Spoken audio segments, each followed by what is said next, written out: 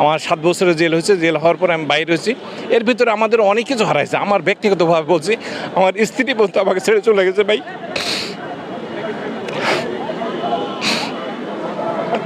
আপনাদের মাধ্যমে আপনারা এই আজকে মিডিয়ার মাধ্যমে আমরা বারবার সরকারের কাছে আমরা আকুল আবেদন করছি।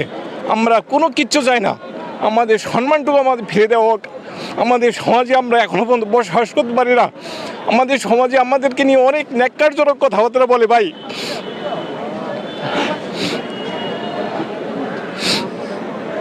আমি বিডিআর সিপাহী গিয়াসউদ্দিন। আমি 25 রাইফেল ব্যাটালিয়ন, তখন পঞ্চগড়।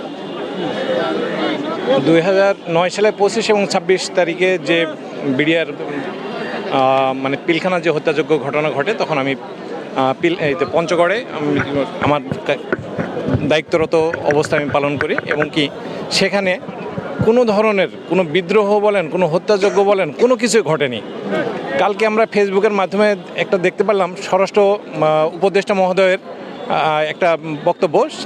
তিনি বলছেন যে দোষী কোনো বিডিআর সদস্য চাকরি ফেরত পাবে না। আমরা তার কথায় একদম সম্পূর্ণরূপে একমত। যারা দোষী, আমরা চাই তদন্তের মাধ্যমে এখনও পর্যন্ত তাদেরকে সঠিকভাবে তাদের মানে যত দূর সম্ভব তাদেরকে বিচারের আওতায় আনা হোক এবং বিচার করা হোক। এটা আমরা 18,519 জন বিডিআর সদস্য সকলেই আমরা একমত পোষণ করছি এটার বিষয়ে। কিন্তু পিলখানাতে হত্যাযোগ্য ঘটনা, আর আমি পঞ্চগড়ে ছিলাম, অর্থাৎ তেঁতুলিয়া থেকে টেকনাফ পর্যন্ত যতগুলো বিডিআর সদস্যকে আজকে আমাদেরকে বিনা অপরাধে বিনা কারণে আমাদেরকে জেল দিল, তাহলে আমরা কি অপরাধী?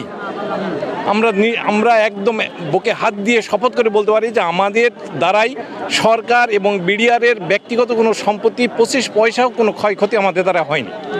তাহলে কেন আমাদেরকে আজকে আমি নিজে 7 বছর আমি সাজা খাটছি। আমার 7 বছরের জেল হয়েছে। জেল হওয়ার পর আমি বাইরে হয়েছি।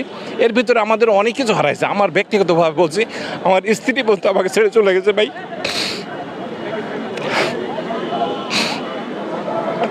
আপনাদের মাধ্যমে আপনারা এই আজকে মিডিয়ার মাধ্যমে আমরা বারবার সরকারের কাছে আমরা আকুল আবেদন করছি। আমরা কোনো কিচ্ছু চাই না, আমাদের সম্মানটুকু আমাদের ফিরে দেওয়া হোক। আমাদের সমাজে আমরা এখনও পর্যন্ত বসবাস করতে পারি না। আমাদের সমাজে আমাদেরকে নিয়ে অনেক ন্যাক্কারজনক কথাবার্তা বলে ভাই।